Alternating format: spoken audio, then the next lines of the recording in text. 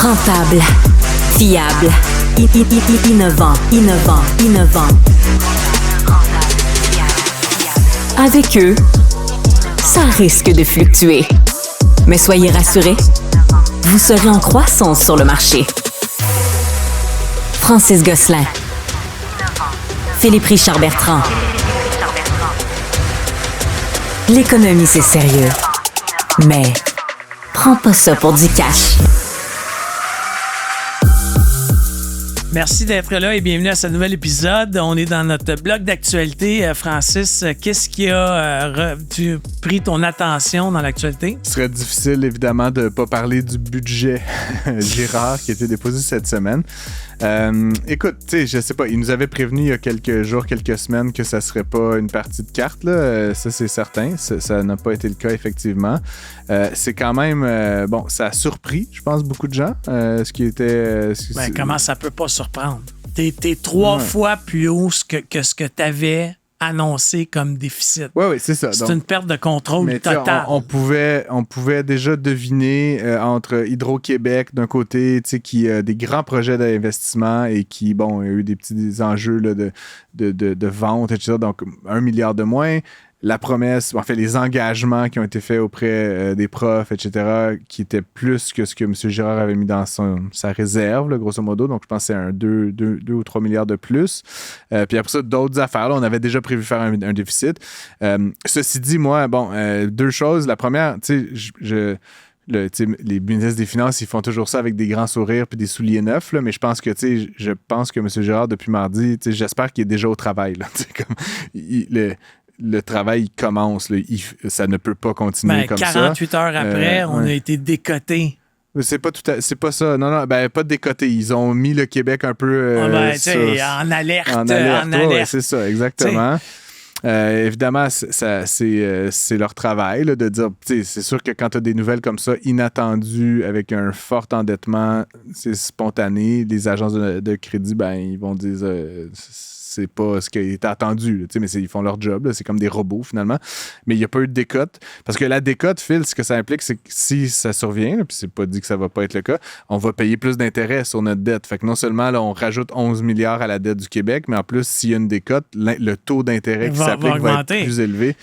Savais-tu que le service de la dette au Québec, c'était le 4e poste de dépense, le plus important après la santé, l'éducation puis l'enseignement supérieur? C'est quand même fou quand on y pense. Mais honnêtement, là, si moi et toi, on avait eu un directeur financier, un VP Finance, là, Éric Girard, c'est le VP Finance du Québec. Honnêtement, tu le gardes pas en poste. Je sais pas, ouais. Hey, Francis, ta ligne budget x3. Tu sais, honnêtement, ils se sont présentés, OK, quand ils ont gagné les élections comme étant les comptables, les hommes d'affaires, les ci, les ça. C'est, tu sais, puis là, je te parlerai même pas en plus que la PME est complètement oubliée dans le budget. Tu sais, il n'y a pas un ministre, le premier ministre lui-même, qui a parlé de comment il allait aider les PME. Ce qu'ils nous ont dit, c'est, by the way, on pense à augmenter la TVQ. Parce que c'est ce qu'ils ont dit. Puis comment je pourrais dire ça, mais le plus austère s'en vient après l'élection. Alors, c'est réélectez-nous en 2026, sauf que ça va être pire après les mesures qu'on va prendre. Mais je veux pas, encore une fois, je suis comme pas mal tout le monde surpris, choqué et dans l'espoir que ça se règle. Je vais juste dire ton analogie de la business pour remettre ça pour les gens à la maison avant que tout le monde se pitche en bas du pont là, ou déchire sa chemise. T'sais, le PIB du Québec, c'est 575 milliards de dollars. Là, on a fait 11 milliards de déficit. C'est beaucoup. Mais tu sais, faut pas partir en peur. Là. Le Québec n'est pas en faillite. C'est 11 sur 575. C'est comme l'équivalent que si tu gagnais 57 000 $ par année. C'est une bonne analogie. Tu gagnes 57 000 $, puis tu fais moi, j'arrive de l'Alberta. J'étais en vacances à l'Alberta. Je payais 5 % de TPS TVQ là-bas, parce que la TVQ n'existe pas. On en paye 14 ici. Ils brûlent du gaz dans le ciel pour faire plaisir. Bon, bref, écoute, c'était le budget. Il fallait qu'on en parle. C'est fait. Parlons du Canada. Tu reviens de ce Canada. Pas un seul IPO à la Bourse de Toronto dans les dernières années. Dernière année, depuis un an. Il n'y a pas eu aucune nouvelle Pour les entreprise. gens qui nous écoutent, un IPO, c'est un premier appel à l'épargne. Donc, c'est quand une compagnie devient publique en bourse. Ouais. Donc, il n'y en a pas eu aucune à la Bourse de Toronto. Par contre, il y en a eu des centaines à la Bourse de New York. Il y a même des entreprises qui s'en vont. MD Commerce, vendu à Kekekar, va se délister. Tu sais, on est dans un autre système où est-ce que c'est plus sexy pour les entreprises d'être en bourse à Toronto. Non, effectivement. Puis la dernière entreprise donc, qui a été cotée là, en bourse à Toronto, c'est une entreprise dans le domaine minier là, qui est Lithium Royalty Corp. Ils ont levé 150 millions de dollars, puis depuis, leur titre a plongé de 54 %. Ça pose deux questions. C'est intéressant que tu parles de New York, Phil. La première, c'est est-ce que les Canadiens, les investisseurs canadiens ont de l'appétit? C'est-à-dire l'idée d'un IPO, un appel public à l'épargne, comme tu l'as dit, c'est de recueillir de l'argent d'un pays, là, le Canada, les États-Unis, New York, etc. Et donc, si les gens n'ont pas d'appétit pour acheter des actions canadiennes, s'ils préfèrent acheter des actions américaines, par exemple, ben, ils vont moins bien valoriser ces titres-là, ce qui fait que tu vas avoir moins d'argent. Ultimement, c'est assez simple. Et donc, tu es mieux d'aller mettre ton titre en bourse à New York ou ailleurs. Ceci dit, la Grande-Bretagne vit une situation pas tout à fait identique, mais ça va pas très bien en Grande-Bretagne non plus. Le marché boursier là-bas est pas très dynamique. Et en fait, finalement, ce qu'on réalise, c'est pas nécessairement que c'est le Canada ou la Grande-Bretagne. Le problème, c'est que c'est les États-Unis qui vont tellement bien. Genre, c'est en train de devenir une espèce de non, mais même les entreprises canadiennes, ils préfèrent. Mais britanniques aussi, c'est ce que je te dis, c'est que c'est pas tellement qu'on est poche, c'est que les Américains, ou New York en particulier, sont tellement attractifs et bons actuellement que c'est comparativement beaucoup moins intéressant de se lister ici. Puis donc, évidemment, là, c'est comme un phénomène qui s'auto-reproduit. S'il n'y a pas de nouvelles entreprises, ben là, si toi, tu vas aller en bourse, tu regardes ça, tu es comme, ben là, est-ce que ça va mal, les gars? Es-tu malade de TSX? Fait que, bref, c'est un drôle de phénomène. C'est pas très bon, Phil, par contre, pour les investisseurs canadiens, parce que tu le sais peut-être, mais acheter des titres canadiens, faire des gains en capital sur des actions canadiennes, c'est fiscalisé différemment. C'est beaucoup plus avantageux pour nous, Canadiens. Mais donc, si on a moins de choix à la fin, ben, c'est moins avantageux. Si tu es obligé d'acheter des actions américaines, tu vas payer beaucoup plus d'impôts. Tu dois aussi gérer le taux de change là-dedans. Fait qu'en tout cas, c'est quelque chose à méditer. Il y a plusieurs groupes qui se sont élevés pour dire qu'on devrait encore une fois raffermir les incitatifs, les clauses, etc., pour favoriser que les fonds de pension, etc., investissent au Canada. Mais je pense que c'est un peu le serpent qui se mord la queue là, d'une certaine façon. Peut-être qu'il va avoir quelque chose dans le budget fédéral dans les prochaines semaines. Je ne sais pas. À suivre. Des dépenses additionnelles, tu penses? C'est surprenant. Autre nouvelle, le Congrès américain passe une loi pour forcer TikTok à être vendu. Les utilisateurs sont vraiment pissed off. Ils sont vraiment fâchés. As-tu suivi cette affaire-là? Oui.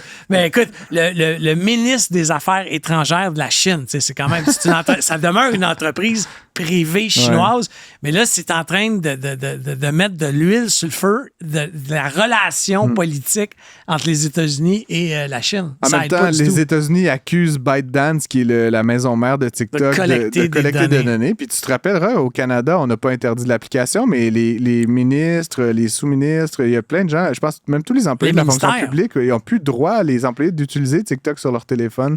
Donc, c'est quand même tu sais, ça vient pas de nulle part. Ceci dit, moi, ce que je trouve particulier, puis je n'ai parlé avec Mario Dumont cette semaine, je trouve ça bizarre qu'un gouvernement, en l'occurrence le Congrès américain, passe une loi qui cible lui. C'est comme si, genre, Legault, Fitzgibbon et Girard, là, ils se faisaient un petit conciliabule, ils arrivaient au Parlement, ils disaient on va faire une loi contre Phil.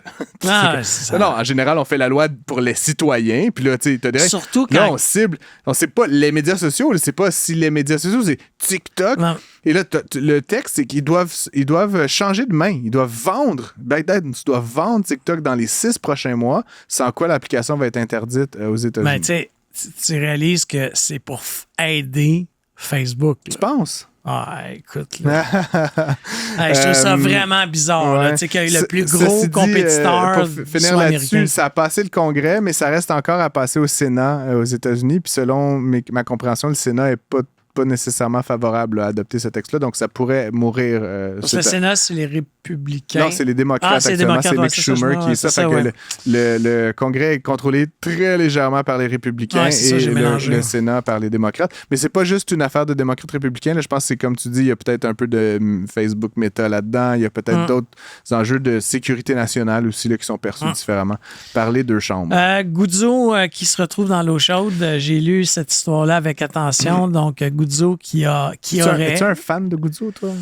Il y a comme les... Ben, je te demande ça pas pour te... Il y a comme les fans puis les détracteurs de Vincent Guzzo au Québec. Dans une certaine vie entrepreneuriale, je l'ai eu comme client. OK. Bon client? Oui, très bon client. Honnêtement, très tough. Mais fair, mais rien à voir avec l'article que j'ai lu. Honnêtement, ce qui est dépeint dans l'article de la presse, là, je vais le nommer, c'est pas le monsieur d'affaires que moi j'ai connu. Mais, rappelle-nous vite, qu'est-ce qu'il lui est en reproché? fait, ce qui est arrivé, c'est ce qui est reproché, c'est qu'au marché central, Cinéma Guzzo détient un cinéma et ils ont de la misère à payer le loyer. Ils sont locataires. Ils opèrent dans les locaux qui appartiennent à une entreprise de Colombie-Britannique, un cinéma. Donc, l'entreprise de Colombie-Britannique a sûrement bâti le cinéma parce que c'est le même que ça marche, puis ils leur relouent les installations. Bon, ils auraient arrêté de payer le loyer et tout ça a commencé avec la pandémie et ils ont de la misère à remonter la côte. Ce que je comprends, c'est qu'ils n'ont jamais payé les 6 mois là, de fermeture. Fait qu'il y a comme un dette. Ce que j'ai compris, c'est que le loyer mensuel, c'est 240 000 $. Oui, c'est pas rien. Donc, 90 000 de taxes municipales.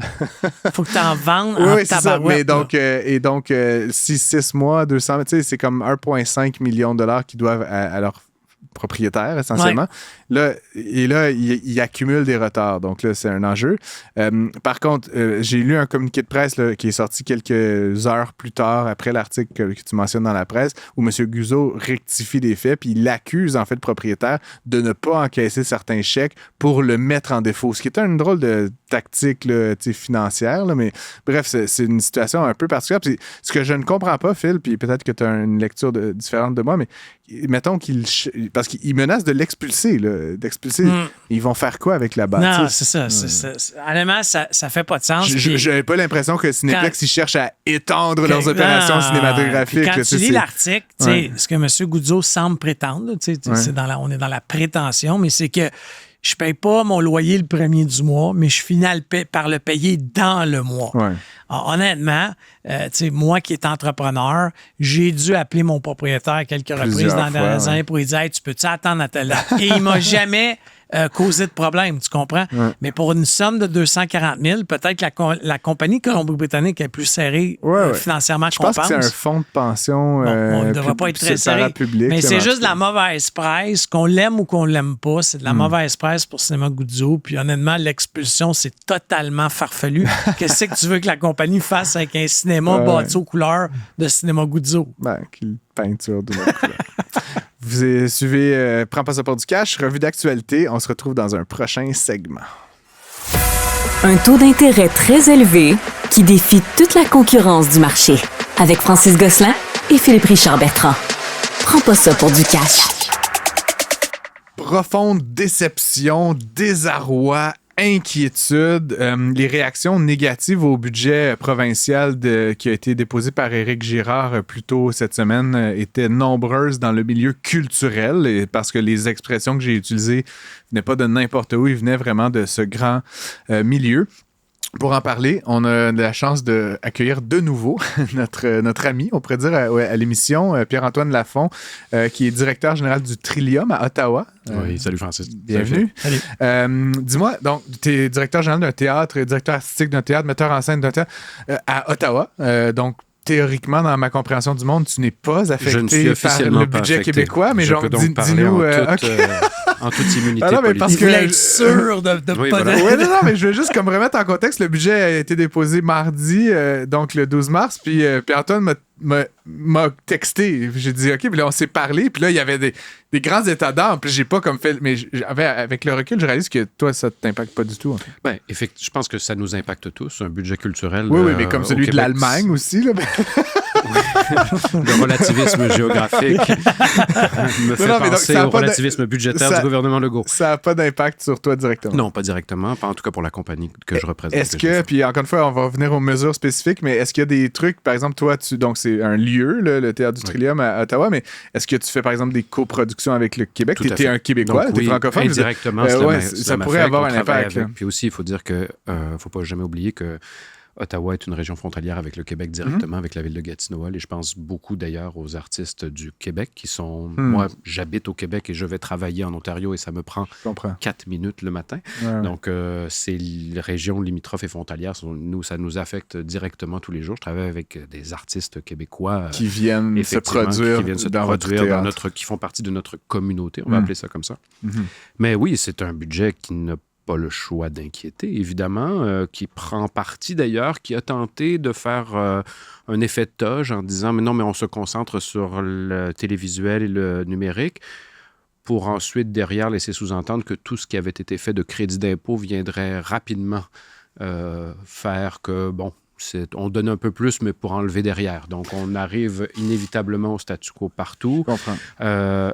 Même un maintien du budget de la culture aurait signifié une baisse. Ben avec l'inflation, ouais, c'est ça souvent qu'on dit. En fait, les derniers qui ont investi massivement dans la culture, c'est le gouvernement de Philippe Couillard. Ça date, là. Il y avait eu, à l'époque, de gros investissements, puis on avait senti le milieu culturel super content. Un peu plus satisfait. Mais là, 8 ans plus tard... 8 ans plus tard et 3 ans de pandémie plus tard aussi, il ne faut pas oublier. Je veux dire, n'oublions jamais aussi que la culture est pratiquée par des éléments de la société active. Donc, ce qui s'applique à la hausse du plywood pour refaire ton deck, Phil, s'applique aussi aux gens qui construisent des décors de théâtre, des décors de cinéma et des stages de cirque en extérieur, des spectacles pour les enfants. C'est tout la société qui est affectée par les coûts et les artistes, évidemment, aussi. Et les changements sont assez pernicieux dans la mesure où...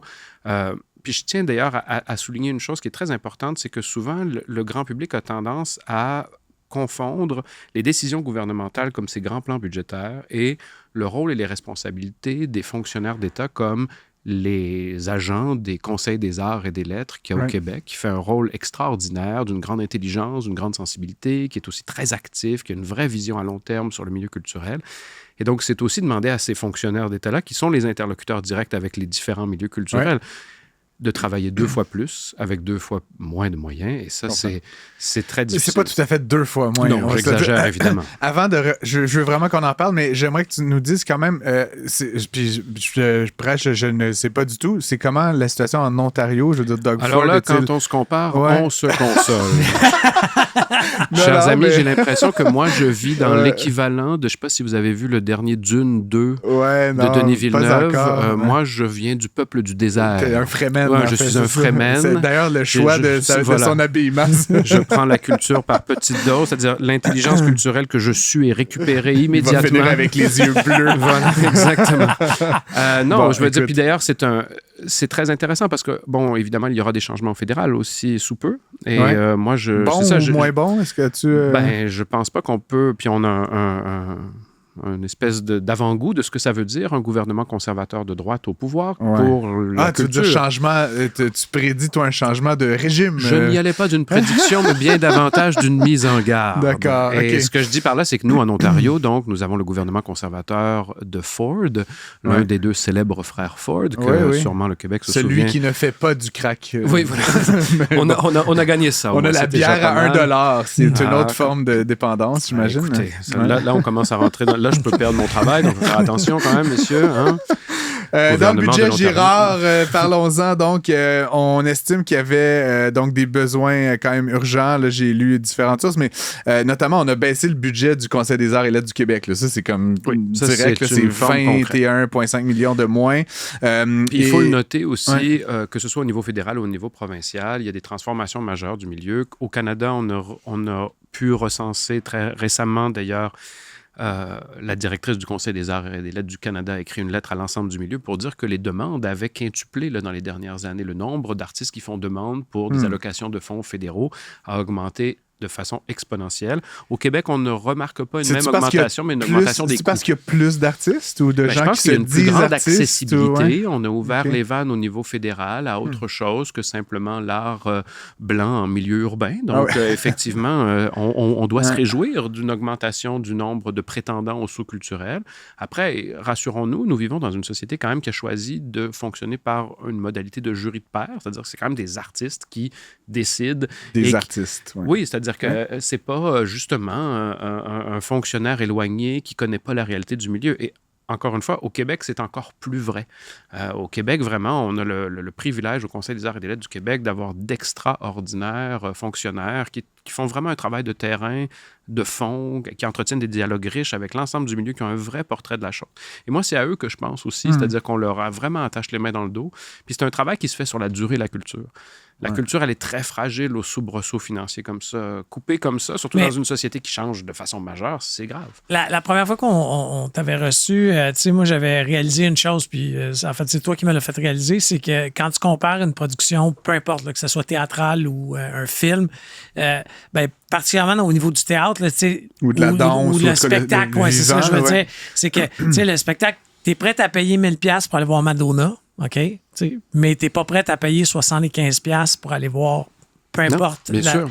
Mais le 75$, il y a une raison du 75$, puis c'est toi qui me l'avais expliqué la dernière fois. Le gouvernement subventionne le spectateur, il ne subventionne pas l'artiste. Puis ça, il faut le répéter, je pense, à chaque fois et à toutes les portes et à toutes les oreilles qui veulent bien l'entendre.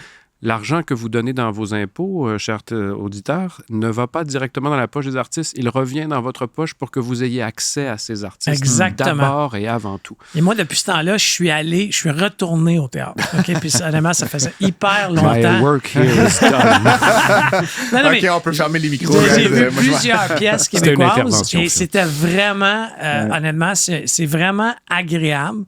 Puis ça coûte vraiment pas cher. Par contre, dans l'austérité dans laquelle on est économique en ce moment, je me demande, tout le monde a besoin d'argent. Là. Les PME ont besoin d'argent, la santé a besoin de l'argent, l'éducation a besoin de l'argent, etc., etc. Où tu coupes? Pourquoi tu coupes pas juste... C'est pour ça que je suis metteur en scène et pas ministre des Finances. Non, mais c'est pour ça qu'ils ont décidé peut-être de couper en intéressante, c'est que je pense que, puis en plus, si c'était vrai, c'est-à-dire si on nous disait, regardez, peuple du Québec, on a des priorités qui sont celle-ci et celle-là, il faut qu'on ait un budget quand même, on ne peut pas s'endetter ad vitam aeternam, donc on va vraiment... Et là, on s'endette de 11 milliards de dollars, et c'est des coupures qui sont non pas certes très significatives pour les intervenants du milieu, pour les fonctionnaires, mais qui n'envoient pas un message. Évidemment, le gouvernement Legault n'allait pas faire la première page journaux en disant « Savez-vous quoi, nous, en 202024, la culture, c'est non. » Et donc, c'est ça, moi, qui m'étonne de ce budget. On est prêt à aller s'endetter. Moi, là, entre 11 et 12 milliards, messieurs, dans la même année, ces mêmes ministres-là, le gouvernement Legault s'est octroyé une augmentation de salaire de 30% qui coûte 120 millions par année. Messieurs, quand même. Je sais que c'est pas les bonnes oreilles à qui dire ça, mais quand on élit d'un gouvernement de droite, il ne faut pas s'étonner qu'ils aient des mesures de droite. L'inverse est tout à fait vrai. Moi, je veux revenir au budget quand même. vous nous emmenez en terrain pas glissant, mais juste engagé. Je vais laisser ça à Richard Martineau et d'autres. Mais il y a quand même, puis c'est intéressant votre conversation, mais il y a des choses justement dans ce budget à l'intérieur de ce qu'on appelle la culture. Oui, on enlève Pierre-Antoine au calque et autres, mais par exemple, le crédit d'impôt remboursable pour la production cinématographique et télévisuelle, lui, il est augmenté. Donc, on parle que sur 5 ans, ce sera 80 millions additionnels. On rajoute 20 millions de dollars au budget de Télé-Québec pour, de la nouvelle programmation. C'est comme si, à quelque part, on envoyait un signal. Puis, je vais faire mon économiste de on déshabille Paul pour habiller Jean, mais genre, et on fait des... Achète-toi des caméras, là. Tu crois ce que je veux dire? Ça semble que l'argent est plus là que dans le spectacle vivant ou la sculpture ou l'édition. Oui, mais paradoxalement, c'est aussi, je pense, une vision extrêmement, et là, on me pardonnera le gros terme, je vais chercher dans ma tête des synonymes, mais assez capitaliste de la culture. C'est-à-dire, on investit dans la culture qui, entre guillemets, fonctionne. On n'investit certainement pas dans l'innovation.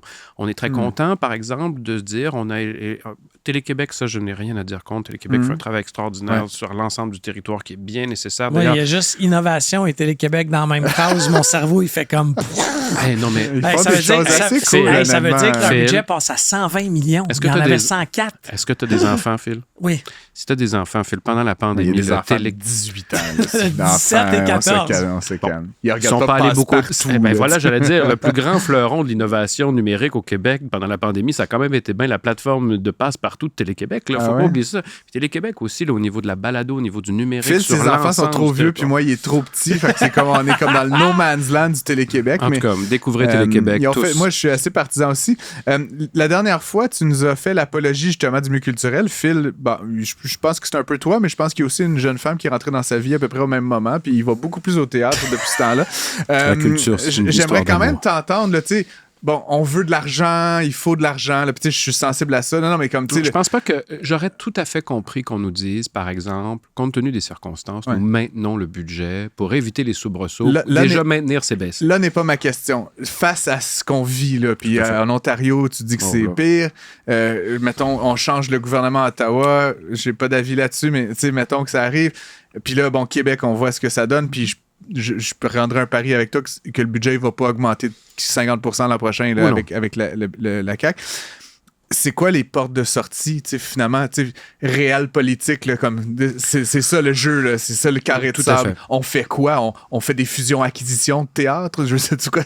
Non. Qu'est-ce que tu imagines comme porte de sortie? Mais je pense que la seule chose, c'est que il faut faire confiance à la résilience du milieu culturel et aussi, on a pu le constater dans les dernières années, quand la culture est étouffée, les premiers qui viennent à sa défense, c'est le public, c'est les électeurs, c'est des gens qui se rendent rapidement compte qu'ils ont envie de cette culture québécoise, qu'elle est fondamentale. Et donc, moi, c'est ce que j'espère. Si vous voulez soutenir les artistes, je sais, les temps sont durs pour tout le monde. Vous écoutez aux ondes de cette radio tous les jours des prix qui augmentent, des choses qui sont de plus en plus difficiles sur le plan économique. Mais sachez que les institutions culturelles, que ce soit en art vivant ou partout ailleurs, font toutes sortes de mesures pour rendre l'accessibilité au contenu de plus en plus facile, de moins en moins coûteuse. Et donc, moi, la seule chose que j'ai envie de dire, c'est acheter des livres, aller même dans les bibliothèques si vous le devez, acheter des magazines, aller au théâtre, aller à la danse, aller au cinéma. C'est la seule façon. Moi, je dis toujours, si le ministre de la Culture avait le poids populaire du ministre de la Santé, il serait sûrement à la table des négociations, pas mal plus proche de la table des négociations quand le ministre des Finances et M. Legault se rencontrent pour discuter de budget pour l'année. Mais je ne suis pas sûr que le ministre était même dans le building quand ils ont passé. On salue Mathieu Lacombe à la maison. Mais tu sais, c'est quand même... Je pense qu'il était dans le building. Oui, on le remercie. Peut-être pas dans la première rangée. Ils essayaient de syntoniser une radio en région, puis ils ont envoyé pas. 2 post-it. Voici tes annonces. Mais hey, c'est quand même paradoxal, par contre, parce qu'on a un gouvernement qui veut vraiment protéger la langue française, qu'on soit contre ou pour, mais tu coupes en culture. Comment on peut être contre. Non, mais tu comprends-tu? Tu coupes en culture. Oui, si tu veux faire la promotion de la langue française, investis massivement en culture. On a élu... On a élu un premier ministre qui s'est présenté comme un grand homme d'affaires. On lui a donné plus que les clés du pouvoir, on lui a donné l'autorité absolue par une majorité jamais vue. On ne peut pas s'étonner que sur des questions qui ne s'adressent pas particulièrement à ses champs d'expertise, on peut analyser le personnage comme on veut. Je laisserai à d'autres de mes collègues québécois de le faire. On ne peut pas s'étonner que les choix qu'il fasse n'aillent pas dans le sens du grand art vivant. J'ai rarement croisé M. Legault à l'Agora de la danse. J'y vais d'ailleurs ce soir dans 10 minutes, je ne pense pas le voir. Le grand homme d'affaires, si le Québec serait une entreprise en ce moment, là, on serait sur une faillite technique. À suivre. En tout cas, sachez qu'une chose, en ce moment, les gens qui font rayonner le Québec partout à l'international, c'est d'abord et avant tout les artistes. 100%. Oui, il y a Denis Villeneuve, mais il y a aussi Émilie Monet qui se présente au Festival d'Avignon. La liste est infinie des artistes de grand renom. Robert Lepage est un lieu commun aujourd'hui. Les gens qui font parler du Québec à l'étranger, c'est les artistes. Et pour finir, Pierre-Antoine Lafont, tu dis t'en aller voir de la danse. Oui.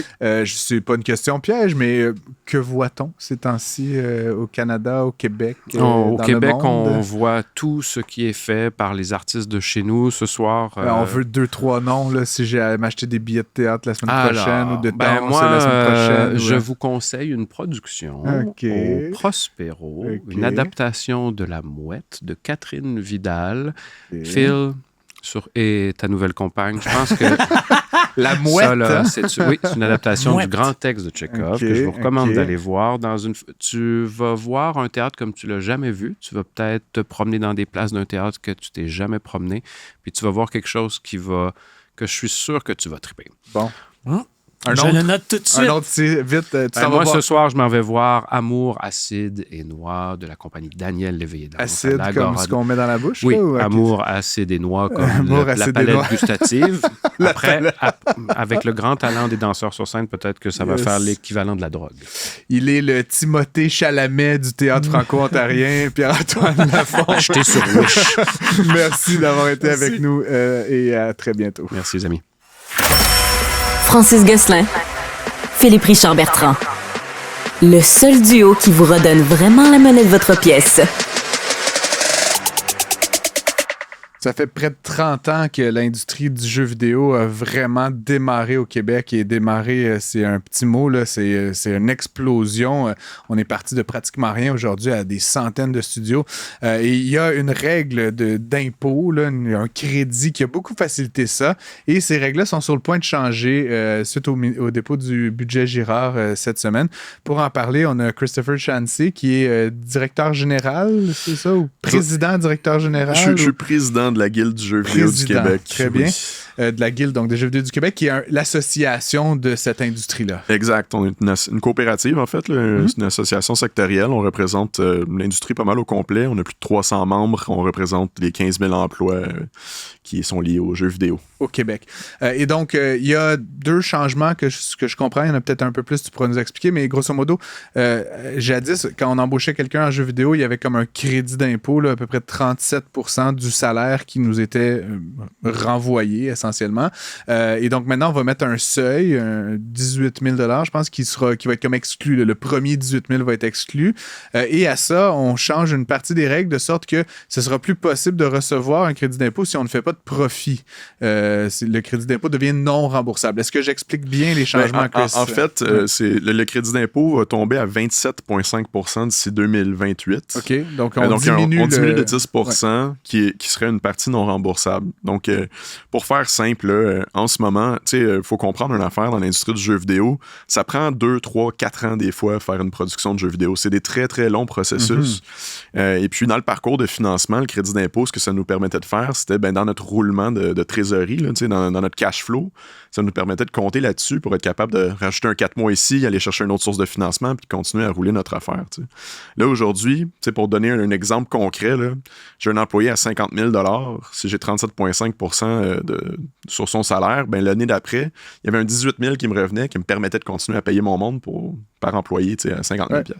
Là, aujourd'hui, le même 50 000 $, il y a juste 8 000 qui me reviendraient. Fait qu'on me chope d'environ 50% le cash flow pour l'employé autour de 50 000 $. Fait que là, c'est sûr que nous, ce qu'on voit là, avec le nouveau budget, c'est une grande incompréhension, en fait, du ministère des Finances sur comment est-ce que fonctionne l'écosystème du jeu vidéo. Puis il y a quand même un troisième aspect aussi qui ont changé, qui est important. Il y a le plafond, en fait. Il existait un plafond en ce moment qui est à 100 000 $. Donc, les salaires au-dessus de 100 000 $ ne comptent pas vers le crédit d'impôt. Fait que si tu payes un super développeur, exact, brillant, tu payes 300 000 ou 120 là, exact, whatever. L'excédent, en fait, il n'était pas éligible. Ils ont enlevé le plafond. Donc, aujourd'hui, quand on regarde ça, ben, ça favorise définitivement les studios qui payent des gros salaires. Parce que, bon, le 10% que tu perds... Il n'y a pas beaucoup de petits studios indépendants qui payent des salaires de 300 000 $. Je veux dire, la moyenne salariale, mettons, qui est autour de 40 à 50 000 pour une start-up ou un jeune studio, un studio en bas de 20 personnes, ce qui est la grande majorité des studios en ce moment. Ben, c'est sûr que c'est eux qui sont le plus impactés. Puis ça fait que leur parcours de financement en ce moment, avec ces deux mesures-là qui viennent d'arriver, il est complètement brisé maintenant. Puis, encore une fois, là, je t'écoutais là, pour bien le comprendre, mais tu sais, moi, Francis, tu le sais, là, j'ai toujours été très critique par rapport à ce crédit d'impôt-là qui a été instauré par Bernard Landry. Là. Ça date. Pour les bonnes raisons. À cette époque-là, mais plusieurs années plus tard. On va au moins s'entendre là-dessus. Oui, à plusieurs années plus tard, sauf que dans certains cas, il y a certains studios de jeux vidéo, t'enlèves le crédit d'impôt, l'entreprise n'a jamais fait de profit de sa vie, là, mondialement. Là, puis je n'aimerais pas le gros studio de jeux vidéo en question, mais ce que tu m'expliques là, on peut être contre ou pas, mais il me semble que ça favorise pas le petit studio indépendant d'entrepreneurs québécois. Définitivement. On favorise la multinationale. Encore. Ouais, ben en ce moment, c'est sûr que les studios établis qui font des profits sont moins affectés définitivement. Les startups, les petits studios québécois, ceux qui ont de la propriété intellectuelle québécoise, qui sont en émergence, eux, ça vient d'éclater un peu leur parcours de financement. Mais une chose, par exemple, que je pense qui est importante à dire sur le crédit d'impôt multimédia, il y a une étude qui est sortie l'année dernière, il est rentable. C'est un des seuls crédits d'impôt qui est rentable pour le Québec. L'étude montrait que pour chaque dollar investi en crédit d'impôt multimédia, il y a 1,19$ qui revient au Québec de manière directe et indirecte. Ça veut dire à travers les impôts de cet employé-là, à travers l'argent directement qui revient au gouvernement. Puis il y a 4,21$ qui contribuent au PIB. Puis ça, c'est sans compter les effets comme le Myland, par exemple, le Café du Coin, où est-ce qu'il y a tous ces hubs-là qui se sont créés de développeurs de jeux vidéo, comment est-ce qu'ils contribuent à leur économie locale. Fait que c'est un des seuls crédits d'impôt, en fait, qui est rentable. Il ramène de l'argent au Québec. Puis l'autre affaire qui est importante aussi de considérer, c'est que l'industrie du jeu vidéo est très différente des autres industries. 95% de nos revenus sont de l'exportation. C'est de la nouvelle argent qu'on ramène au Québec. Moi, je vends aux États-Unis, je vends en Europe, je vends en Asie. Le Québec, c'est une infime partie de mes revenus. T'sais. Donc, c'est vraiment une industrie qui est très belle. Puis quand on regarde en ce moment le crédit d'impôt, il faut aussi le contextualiser mondialement. Donc, le crédit d'impôt en Ontario, il est de 40%. Il est déjà plus généreux que ce qu'on avait avant. Là, aujourd'hui, l'Ontario, il nous éclate là, en termes de revenus pour le crédit d'impôt. Et on le voit, hein, je ne veux pas être trop anecdotique, mais je veux dire, j'ai beaucoup d'amis dans le domaine. Puis Toronto est devenu une méga plateforme puis tu sais, Amazon Games, puis Ubisoft Toronto, puis plusieurs gros acteurs du jeu vidéo qui avaient rien, là. Tu sais, Montréal était genre la mecque du jeu vidéo, puis maintenant, je sais pas si c'est égal en termes de nombre d'employés, mais en tout cas, ils ont vraiment connu une grande croissance. Ouais, ils ont plus de studios, moins d'employés. Donc, on a encore les plus grandes firmes ici au Québec, je dirais. On a plus de revenus en ce moment qui sont reconnus aussi au Québec qu'en Ontario. Je dirais, par exemple, que, bon, en lumière de tout ça, il va y avoir des déplacements de personnel. C'est presque certain si ça reste tel quel. Puis on se bat pas juste contre l'Ontario. Le Manitoba a 40%, l'Australie a 40%, l'Allemagne a 40%. Qu'est-ce qu'on a fait au Québec? Ils l'ont répliqué partout à travers la planète parce que l'industrie du jeu vidéo, c'est aussi une des industries les plus résilientes qui existent. Quand on regarde en 2008, qu'est-ce qui s'est passé, ou même pendant la pandémie, l'industrie du jeu vidéo a continuer à même mieux performer que d'autres industries. Francis nous a expliqué ça la semaine passée. Lipstick. Voilà. Mais j'avais exactement une question là-dessus pour toi, Chris. Je suis un économiste, moi, de formation. On en a parlé à l'émission la semaine dernière. Il y a de ces industries, et je citais le jeu vidéo, qui sont contre-cycliques. C'est-à-dire quand l'économie va pas trop bien, 2008, 99, 99 c'est un an, le jeu vidéo est ailleurs, mais là, récemment, la pandémie, puis maintenant, les gens perdent leur emploi ou ont moins de travail, sont à la maison, s'ennuient, cherchent à couper dans les dépenses, puis on va se le dire, un jeu vidéo à 60 ou 80$, c'est un bon investissement à l'heure pour, it's a lot of entertainment, là, versus aller au cinéma, tu payes 30$, puis pour être déçu du film. Non seulement ça, mais il y a des jeux gratuits maintenant que tu peux jouer pendant des centaines d'heures, même voir des. Ouais, c'est ça. Ma mère est une gamer qui investit beaucoup. Est-ce que c'est encore le cas? C'est-à-dire, en ce moment, là, on le voit, le ralentissement, l'inflation, est-ce que ça va bien dans le jeu? Tu sais, ton expérience, toi, comme producteur, comme chef de studio? Ouais. C'est spécial. C'est sûr qu'on a vu une correction là, dans la dernière année. N'empêche qu'il faut zoom out un petit peu. Là, pré-pandémie, en 2019, où est-ce qu'on était versus où est-ce qu'on est aujourd'hui, on est quand même c'est plus haut, là, beaucoup plus haut qu'on était en 2019. Donc, c'est sûr que il y a eu une ruée vers l'or là, pendant la pandémie. Là. Il y avait des taux d'achalandage records là, sur toutes les plateformes de distribution de jeux vidéo, ce qui a définitivement contribué à l'essor de l'industrie. Mais là, aujourd'hui, on a une correction, c'est tout à fait normal. Mais quand on regarde aussi, puis ça, c'est un autre effet aussi du budget qui est un peu pervers, là, c'est... On regarde, il y a beaucoup d'emplois qui se sont perdus face à cette correction-là. Quand on regarde, c'était un petit peu partout dans les médias. Là, des milliers d'emplois se sont perdus aux États-Unis, en Europe. Quand on regarde au Québec, on a eu 400 emplois qui ont été perdus sur les 15 000 qu'on avait. Puis on a vraiment été épargnés comparé au reste. Mais quand on regarde les firmes internationales, puis les studios québécois, puis tout ça, quand on a à couper à quelque part sur la planète, c'est pas au Québec qu'on coupe en premier, parce qu'on avait ces incitatifs fiscaux-là, comme on a en Ontario et ailleurs. Mais ici, la différence québécoise, c'est que ça fait 30 ans qu'on fait des jeux.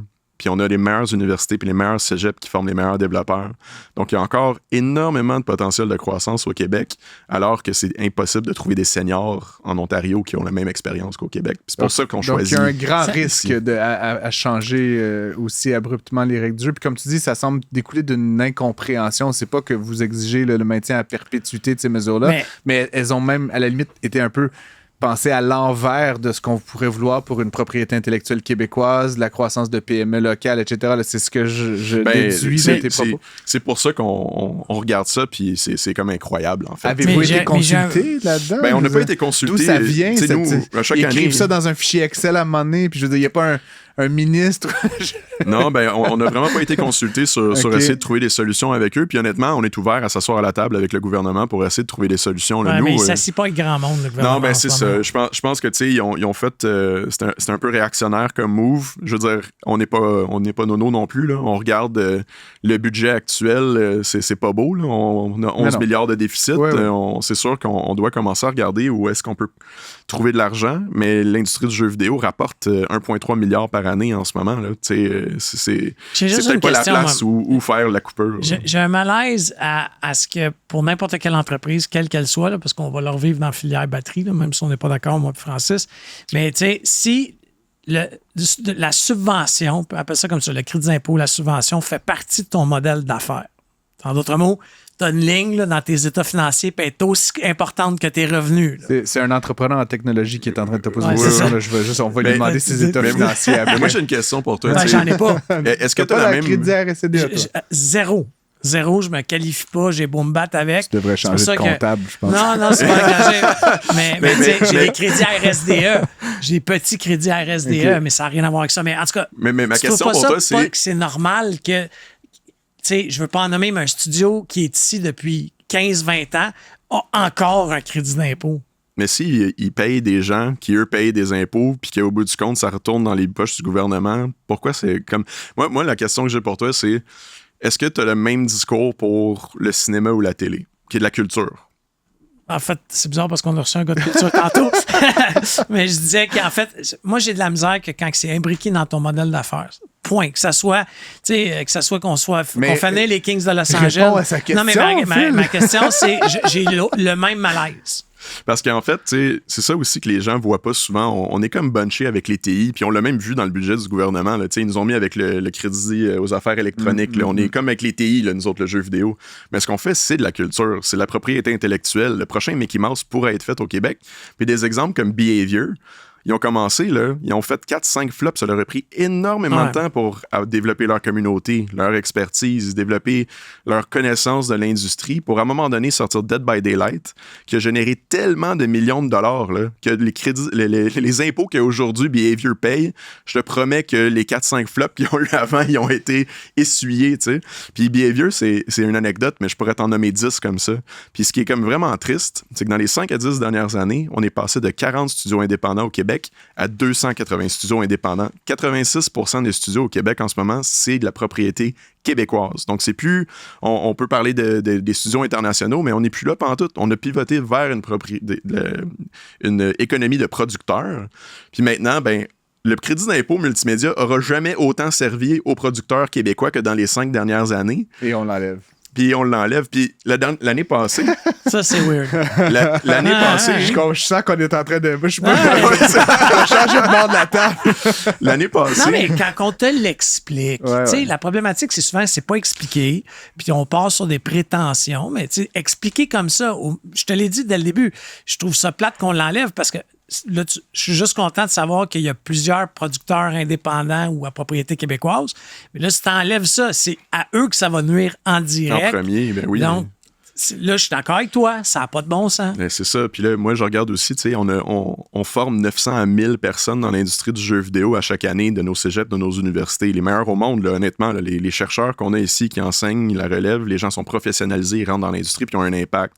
Mais là, en ce moment, de la manière que le crédit d'impôt est fait, le 18 000 $ que tu m'enlèves, là, les petits salariés, c'est vraiment moins intéressant pour moi de les avoir. Là. Je suis bien mieux, au lieu de prendre un risque sur 2 juniors, de prendre un senior à 150 000, je vais avoir beaucoup plus de crédits d'impôt dessus. Il va essuyer mon 18 000.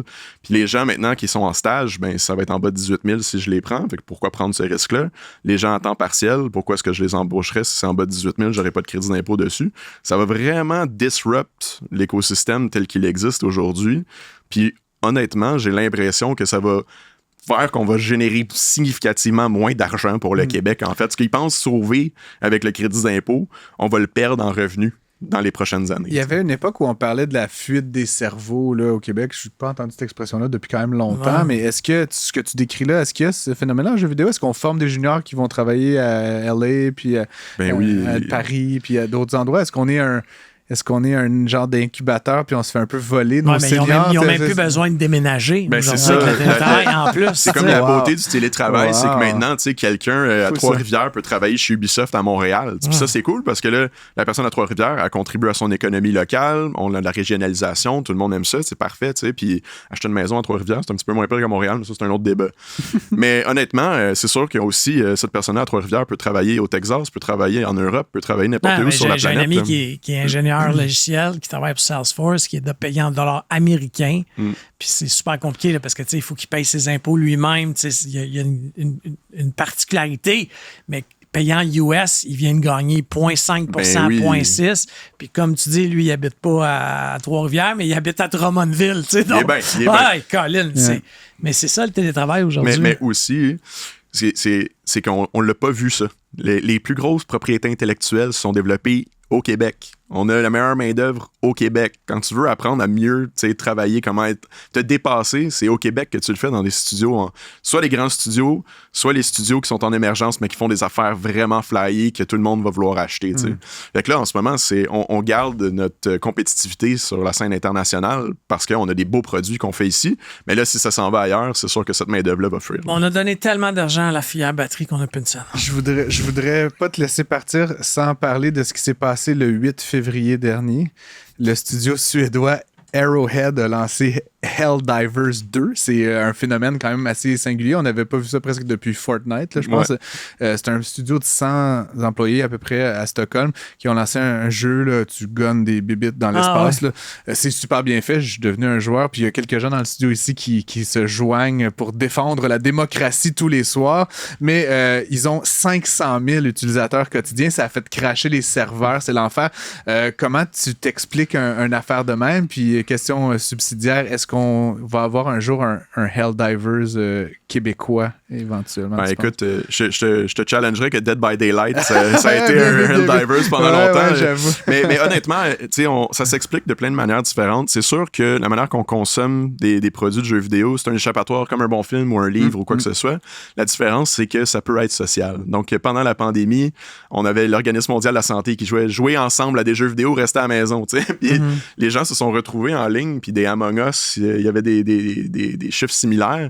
Donc, Helldivers, je pense que c'est juste toute une nouvelle démographie de joueurs qui maintenant, ils socialisent en ligne, puis là, on est capable de jouer avec nos amis en ligne, puis là, il y a des objectifs macro à atteindre, puis c'est tellement grand, puis c'est vivant. Ce qui est particulier à ce jeu-là. Exact, puis c'est réactif. En fait, tous les joueurs ensemble ont des objectifs communs. Là, genre, tous les joueurs, il faut aller comme éliminer les bébites sur telle planète, puis comme tu pourrais faire l'autre mission, mais non, comme on va participer au plus grand objectif. Ben oui, ce que ça prouve aussi, comme tu l'as mentionné, c'est une relativement petite équipe. Quand on compare les Ubisoft, c'est des 4500 personnes, c'est des 500-600 personnes par production.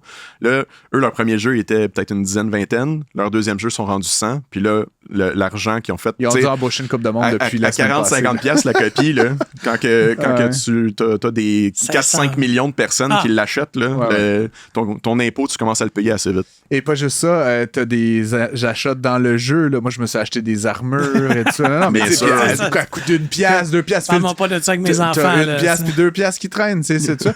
Il y a aussi ça de particulier, puis ça, peut-être finir là-dessus, mais tu parlais justement de l'afflux de capitaux étrangers là, pour la Suède. J'imagine que tout ça est une manne intéressante. Mais ce qui est particulier aussi avec ces nouveaux jeux-là, puis je pensais à Fortnite et à Dead by Daylight et à Helldivers, c'est qu'en fait, avant, moi, j'ai joué à des jeux d'Ubisoft, par exemple, pour pas les nommer, mais tu sais, t'achètes le jeu, tu joues le jeu, tu finis le jeu. Puis bon, peut-être 3-4 ans plus tard, tu le rejoues, là, mais tu sais, c'est pas... comment dire, faut que ça te tente. Alors que ça, tu peux jouer tous les jours infini de jours. Là. Je veux dire, je sais pas combien de milliers d'heures j'ai joué à Fortnite, moi, personnellement. Mais je veux dire, à un moment donné, c'était comme... Mes enfants jouent encore des milliers Il y a toujours comme d'autres amis, des missions, ça change. Et donc, je reviens, j'ai une question. Tu sais, ça change aussi la manière qu'on fabrique les jeux. Là. C'est plus la boîte au Walmart à Noël, c'est potentiellement pour les 10 prochaines années que tu te lances dans un truc comme ça. C'est la beauté de la chose, encore une fois, pour le ramener au cinéma, mettons, t'as tellement de genres différents que si t'aimes l'horreur, si t'aimes un film d'amour, peu importe, il y a une offre pour toi. Puis le jeu vidéo, c'est la même chose. Si tu veux socialiser, il y a quelque chose pour toi. Si tu veux avoir une bonne histoire, il y a quelque chose pour toi. Si tu veux un contenu un petit peu plus, action, il y en a. Si tu veux un shooter, si tu veux un film interactif, ça existe à cette heure. Il y a tellement de genres différents. Puis ça revient aussi à cette idée aussi qu'il y a tellement de joueurs et de joueuses différentes que c'est une belle industrie dans laquelle être. Là. Puis au Québec, on est un des 5 pôles mondiaux en ce moment. Moi, je travaille fort pour qu'on soit le premier. Puis là, je me fais couper un petit peu l'herbe sous le pied en ce moment. Mais en tout cas, c'était vraiment bien de t'avoir. Puis moi, ça me redonne somehow un peu espoir. J'espère que le gouvernement va vous écouter, en tout cas, puis peut-être revenir sur sa décision ou en tout cas aménager les choses un peu différemment. Je finis juste... J'ai eu un flash en t'écoutant Christopher Chancey, donc président de la Guilde des jeux vidéo. Je viens de terminer un livre qui est comme probablement mon meilleur livre déjà là, au mois de mars 2024. Ça s'appelle Tomorrow and Tomorrow and Tomorrow de Gabriel Zevin. Demain et demain et demain. C'est comme c'est une gang de jeunes qui font des jeux vidéo. Puis honnêtement, c'est très bon. Là. C'est fabuleux. Donc, je recommande fortement que vous il existe en français. Demain et demain et demain de Gabriel Zevin. Merci d'avoir été avec nous. Chris. Merci beaucoup. À bientôt. À bientôt. Pour obtenir une réponse à vos questions, écrivez à Francis et Philippe à l'adresse studio@cube.radio. On est rendu à la partie que j'apprécie beaucoup. C'est une partie de connaissance, le fun fact économique. Aujourd'hui, Francis, tu vas nous parler de ce qu'on appelle la destruction créative. Oui, la destruction créative, c'est un concept en économie qui date des années 40, 1940.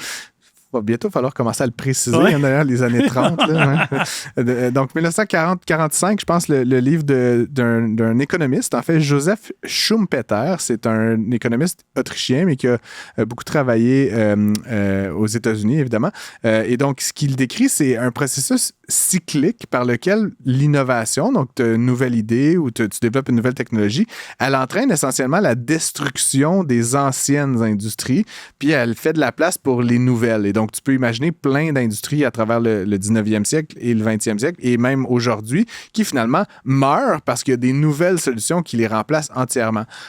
Pense par exemple, Phil, à l'invention de l'automobile. Là. Je veux dire, c'est assez évident que pendant un bout de temps, il y avait des opérateurs de calèches, puis des fabricateurs de calèches, puis des fabricateurs de roues de calèches, puis des fabricateurs de sangles de calèches, puis toutes ces industries-là qui avaient des employés dans les usines, là, puis qui faisaient du volume puis du profit. Quand Ford arrive avec son auto qui se conduit tout seul, les sangles, là, ça se convertissait difficilement en carburateur. Là, fait que c'est des industries puis des entreprises entières qui sont disparues, mais qu'ont fait les employés, puis les capitaux sont allés encourager Ford, puis GM, puis tout ça aux États-Unis, puis pareillement en Europe. Un autre que j'aime toujours citer, qui me fait beaucoup rire, savais-tu qu'il y avait un marché comme fabuleux de l'exportation de la glace pendant tout le 19e siècle, jusqu'à peu près en 1904-1905.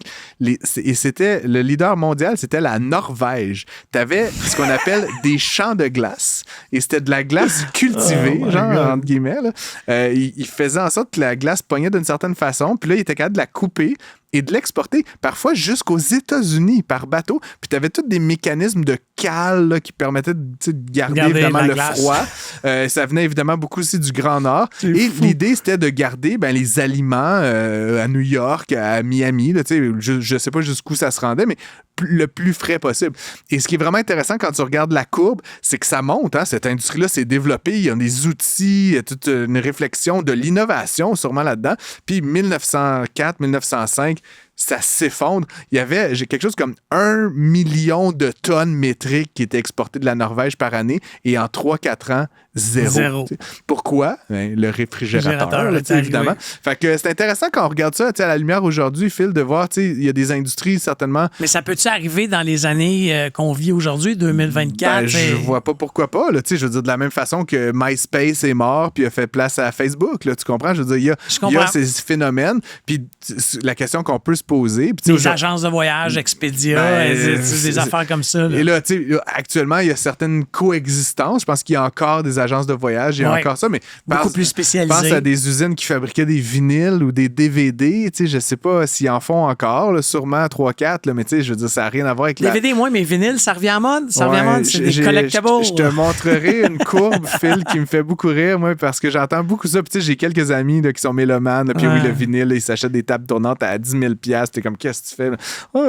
Mais mais bref, je regardais ça, la courbe, puis je sais pas si les auditeurs à la maison, mais bref, imagine-toi une courbe là, qui fait un U comme ça, un U inversé. Là. Fait que ça monte. Puis là, à un moment donné, c'était comme l'âge d'or des vinyles, là, les années 70. Puis là, à un moment donné, là, ça chute, parce que là, bon, le plus petit vinyle, puis éventuellement le CD. Mais là, c'est à zéro. Là. À un moment donné, des années 90, 2000, il y avait plus de vinyle qui se fabriquait. Et là, ce qui est intéressant, c'est que tu manges cette grosse courbe-là, et là, t'as comme 2019, 2020, puis là, ça fait comme pip. T'as comme dit tout, tu sais, de comme. Imagine, il y en avait comme tu sais, je sais pas, 10 milliards, puis là, c'est comme, tu sais, 50 millions, tu sais. Fait que là, c'est comme le grand retour du vinyle. Oui, là, par rapport à zéro, c'est une grosse croissance, mais on n'est pas en territoire là, de nos parents, mettons, par rapport à ça. Bref, destruction créative, c'est intéressant de penser ça quand on voit justement des industries qui sont remplacées par d'autres. Selon cet économiste, là, Joseph Schumpeter, ça fait partie de la dimension cyclique de l'économie. C'est même normal, puis ça, c'est pas quelque chose qui vient d'inventer, c'est quelque chose qui a presque 100 ans comme théorie. Je trouve ça intéressant de le partager. Bien, merci. Alors, on vous rappelle que vous pouvez nous écrire à Francis ou à moi ou à écrire à Cube Radio si vous voulez entendre parler d'un fun fact économique. Vous pouvez nous en suggérer un. Ça nous fait toujours plaisir de vous répondre ou de trouver l'information que vous voulez. Alors, à la prochaine. À la semaine prochaine. Tous les épisodes de Prends pas ça pour du cash sont disponibles en podcast sur l'application et le site cube.ca.